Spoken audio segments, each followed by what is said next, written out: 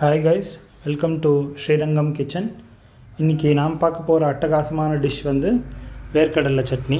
So எப்போவும் நாம் தேங்காய் பொட்டுக்கடலை போட்டு இல்லை வெங்காயம் தக்காளி போட்டு சட்னியாக இருப்போம். ஆனால் இந்த தடவை டிஃப்ரெண்ட்டாக நிலக்கடலையை வச்சு சட்னி அரைக்க போகிறோம். ஸோ ஒரு authentic recipe, it has a great history. So இதுக்கான ஸ்டோரியை வந்து நான் ஷேர் பண்ணுறேன்.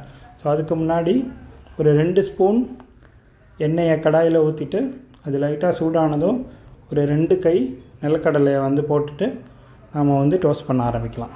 ஸோ ஒரு பிஎஸ்சி செகண்ட் இயர் படிக்கும்போது விழுப்புரம் பக்கத்தில் வண்டிப்பாளையம்னு ஒரு ஊர். ஸோ ஃப்ரெண்டு வீட்டுக்கு போயிருந்தோம் ஒரு 19-20 இயர்ஸ் முன்னாடி.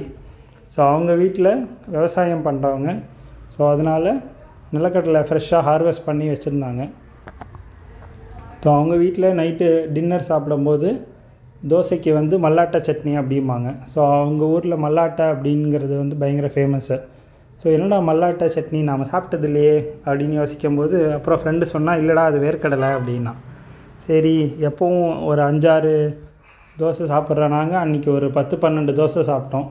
ஸோ அந்த டேஸ்ட் வந்து even after 20 years it's still staying with us. So அந்த டேஸ்ட்டு, அந்த ஃப்ளேவர், அவங்களோட ரெசிபி வந்து இன்னும் எங்கள்கிட்ட இருக்குது. ஸோ அதை வந்து நமக்கு மக்களுக்காக செஞ்சு காமிக்கலாம் அப்படின்னு சொல்லிட்டு இன்றைக்கி ஒரு ஆத்தென்டிக் வேர்க்கடலை சட்னி. ஸோ இந்த வேர்க்கடலை வந்து நாம் கடாயில் எண்ணெயில் போட்டு ஃப்ரை பண்ணும்போது டப்புன்னு வெடிக்கும். ஸோ லைட்டாக ப்ரௌன் ஆகிற வரைக்கும் நாம் வந்து டோஸ்ட் பண்ணிக்கலாம். ஸோ லைட்டாக ப்ரௌன் ஆகிற வரைக்கும் டோஸ்ட் பண்ணும்போது நமக்கு அந்த டக்குன்னு வெடிக்கும். ஸோ கடலை வந்து பிரேக் ஆக ஆரம்பிக்கும்.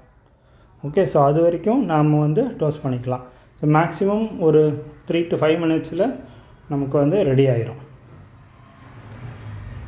ஸோ ஃப்ரை பண்ண வேர்க்கடலையை எடுத்து வச்சுக்கலாம். ஃப்ரைடு வேர்க்கடலையும் ஆட் பண்ணிக்கலாம். பட் அதை விட பச்சை வேர்க்கடலையை நாம் ஃப்ரை பண்ணி யூஸ் பண்ணோம் அப்படின்னா ஃப்ளேவர் வந்து நல்லாயிருக்கும்.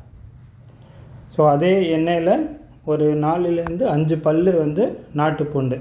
ஸோ பெரிய பூண்டை நான் வந்து நசுக்கி ஆட் பண்ணியிருக்கேன். அதோட ஒரு பெரிய வெங்காயம், இதை வந்து நம்ம பிரியாணி கட் பண்ணுற மாதிரி ஸ்ட்ரிப்பாக ஆட் பண்ணியிருக்கேன். ஸோ இது ரெண்டும் ஆட் பண்ணதுக்கப்புறம் இதில் ஒரு டீஸ்பூன் பெருங்காயம். ஸோ பெருங்காயம் வந்து ரொம்ப இம்பார்ட்டண்ட் வேர்க்கடலை சட்னிக்கு. அதனால் பெருங்காயம் வந்து ஆட் பண்ணிக்கோங்க. ஸோ இதை நல்லா ஃப்ரை பண்ணிக்கலாம். ஒரு லைட் ப்ரௌன் ஆகிற வரைக்கும் நாம் வந்து ஃப்ரை பண்ணிக்கணும்.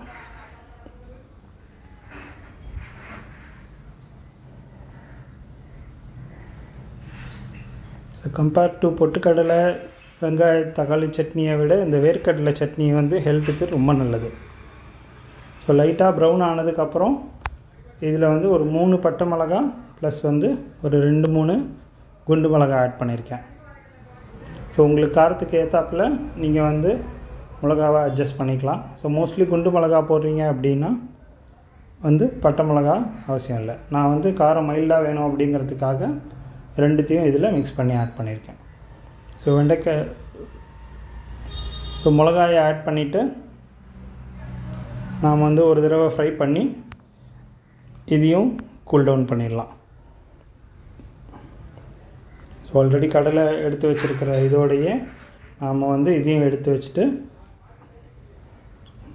கொஞ்சம் நேரம் கூல் பண்ணிவிட்டு டைரெக்டாக மிக்சியில் போட்டு ஒரு சட்னி கன்சிஸ்டன்சியில் நாம் வந்து அரைச்சி எடுத்துக்கலாம்.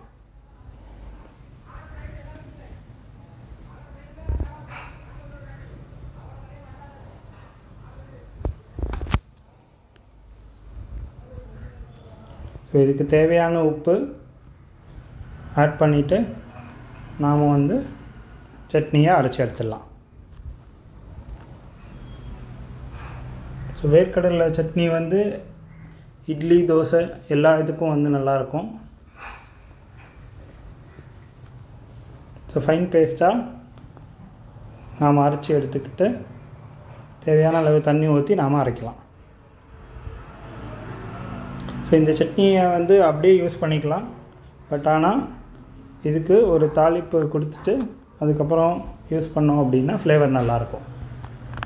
ஸோ அரைச்ச சட்னியை ஒரு பாத்திரத்தில் எடுத்து வச்சுக்கலாம்.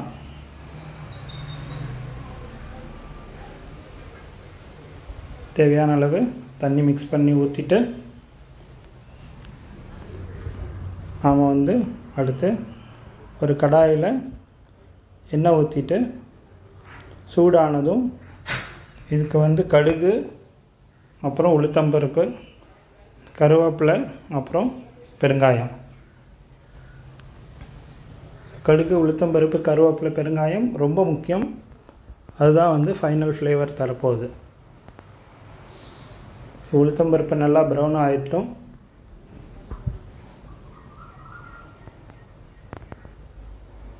உளுத்தம்பருப்புக்கு கோல்டன் ப்ரௌன் கலர் வந்ததும் இதில் இன்னொரு அரை டீஸ்பூன் பெருங்காயம், அதுக்கப்புறம் இதுக்கு ஒரு கொத்து கருவேப்பிலை.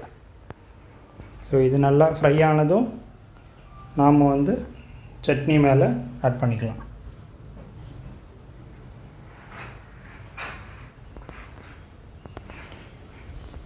ஸோ ஒரு 20 years ஓல்டு ஸ்டைல் சட்னி, வேர்க்கடலை chutney from the kitchen of Srirangam.